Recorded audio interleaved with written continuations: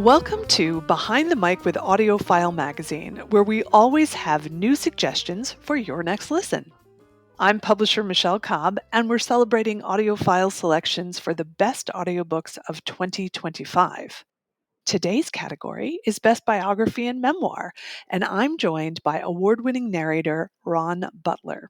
I have questions for him, but let's kick off with AudioFile selections for the best audiobooks in biography and memoir. Here's the whole list.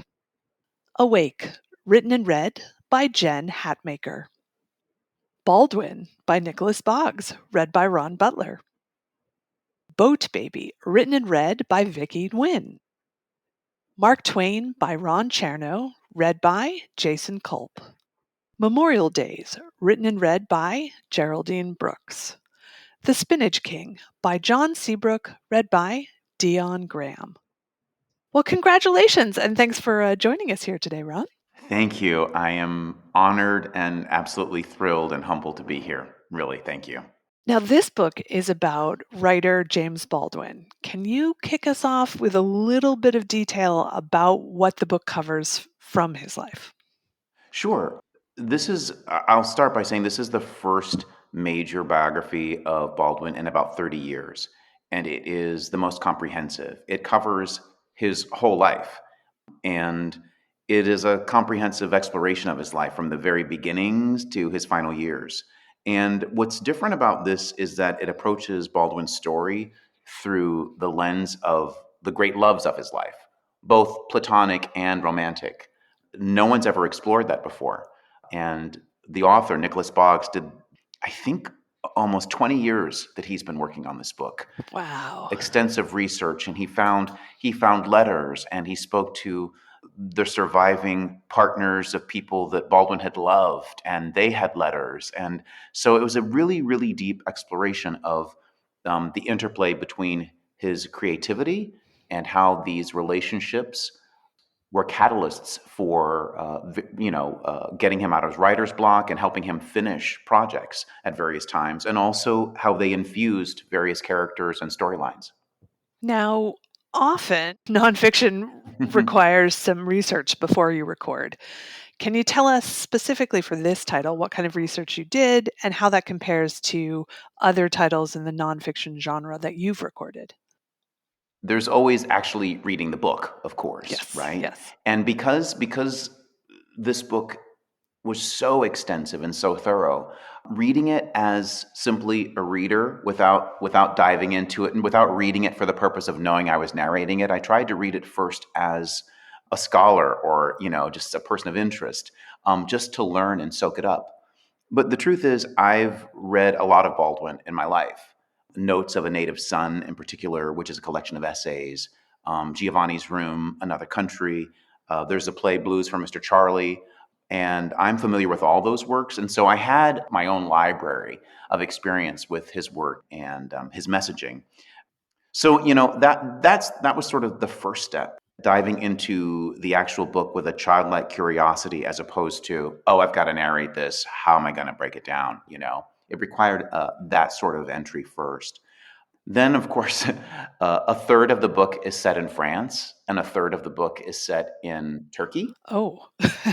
And yeah, and I was okay on the French part, but the Turkish names and places required a ton of research and practice. Most of the nonfiction I've done is maybe more technical or not set abroad, so I didn't have those challenges. Those challenges tend to come up more in fiction. So that was something new and different. I think that's it. I think mostly just combining all those experiences and the new research, and then letting it gestate for a while before diving in. So I'm very curious because you definitely were channeling the sound of James Baldwin. How did you do that? Yeah, that was really interesting because probably the most challenging aspect of this book is that there were so many what I would call narrative voices in the book. There's the author's voice, Nicholas, leading us through the story as a third person teller. But then there's Baldwin's voice in his essays, which are quoted. And there's Baldwin's voice in his fiction when they're quoted. And there's Baldwin's letters. those to one of his closest friends, Mary Painter, and then to these great loves of his life, Lucien Happersberger, Joran Kazak, and Engin Chezek. Those all have slightly different voices. And then there's Baldwin's public voice when he's speaking publicly and he's quoted, where he can be more his performative self. And then there's also the private conversations where he's quoted that people reveal when they're interviewed. And so there's all these variations, just like any of us, right? How we sound different in different places. Yes. So the work was to experience and learn the rhythms and the tone, and more so the feel, what I would call the music of those different voices, and then channel them when appropriate as invited by the text. I listened to an awful lot. Yes, I forgot when you asked about research, I spent hours, literally hours, listening to him and watching him, specifically interviews, him with writer Nikki Giovanni, his appearance on the Dick Cavett show, Yes. his debate with William F. Buckley Jr., many other things in that family, right? But then I found where there's some places where he's narrated his own work. And so I was able to listen to that.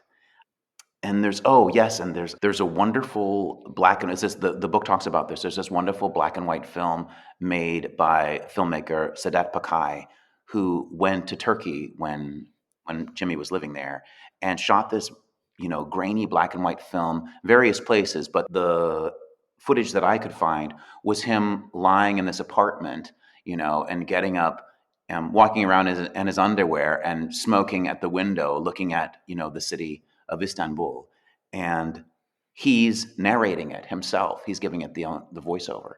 So I used all of that to help me channel him and giving voice to his rhythm and his patterns, but not trying to mimic him per se, right?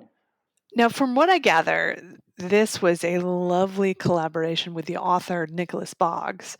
I had the chance to meet him at the Kirkus Prize ceremony, where the book was a nominee in the nonfiction category on the print side of things. And he mentioned that the two of you had done a live event together. So tell us a little bit about your relationship with the author and about that event. Sure.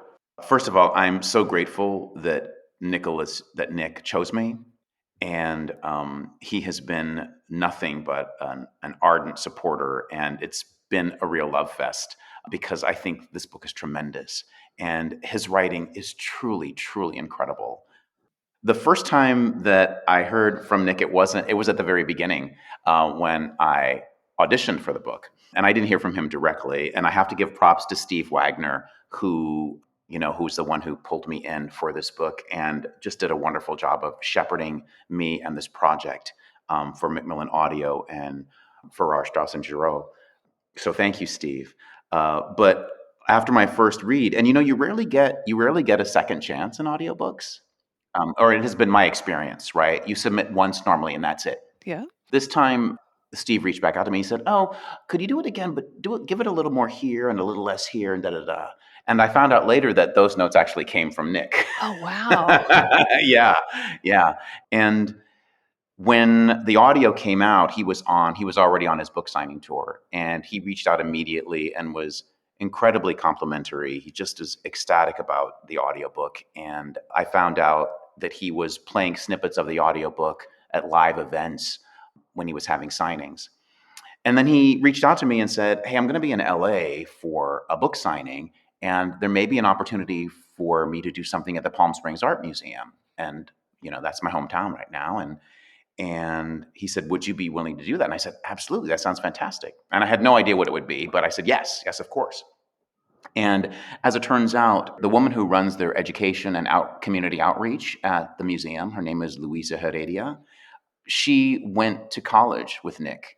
And there's a Pulitzer Prize winning journalist, Jose Antonio Varga, who also went to college with them. So they were this little trio in college. And so she pulled them all together, and they did this event on this huge stage with this like cinema screen in the background. And they were on stage, and he interviewed Nick about the book. And then I came out at different points and read from the text for like 8 to 10 minutes in two different sections while they had slides of James Baldwin from the book being shown up on the big screen. And then there was a signing afterwards. And it was amazing. It was really amazing to do a live event like that. I've never done anything like that with an author. Fantastic. Wow. I'm Yeah. so glad it got such nice treatment. And what a fun little story of all these people coming together again. Yeah, right? Yeah, it was like it was meant to happen. It was just this bit of magic. And then afterwards, I got to hang out with him. And well, we hung out in the green room, of course. Like everybody who's doesn't know anything about audiobooks, they were like, "Tell me about how you make an audiobook." Yeah. We get that everywhere we go, right? We got to spend a little time together, and it was wonderful. And we're still in touch as he's on this tour. Now, there are so many accolades for your work and for the book itself. So, for those that listen, what do you hope they take away from the experience? Well, I want listeners to have an immersive experience of Baldwin. And I guess by that I mean one that not just captures what he said, but who he was. Beyond rhetoric, I want people to experience his humanity, his courage, his tenderness, his wit, his contradictions. And he had a mission and a belief that, because he was very active in the civil rights movement, and he had this vision and this belief that only through a radical honesty with ourselves and each other could we address the challenges in front of us. And I think I think that message still resonates today. And so I want listeners to hear that as well. And then on a very personal level, he grew up thinking that he was ugly and that he was wrong and he had no place in the world. And through this journey, his journey as an artist, he learned to not only accept himself, but love himself and celebrate himself, even as he recognized his own flaws. And I hope listeners come away inspired to have that kind of self love affair. Well, that's so lovely. And what a beautiful sentiment to end on. Yeah, I believe it. Well, thank you so much for sharing all of that and for taking the time to speak to us today, Ron. My pleasure, and thank you. I'm really honored and thrilled. So thank you. And we must say thanks to our audience for listening. And we invite them to tune in next Tuesday for another Best of the Year conversation, this time with Grover Gardner, as we're discussing his title in the Best History and Nonfiction category. And all of the Best of the Year lists are available on our website at audiofilemagazine.com. Support for our podcast comes from Dreamscape, an award winning audiobook publisher with a catalog that includes authors L.J. Shen, Frida McFadden, and Katie Robert. Discover your next great listen at dreamscapepublishing.com. Thanks for listening.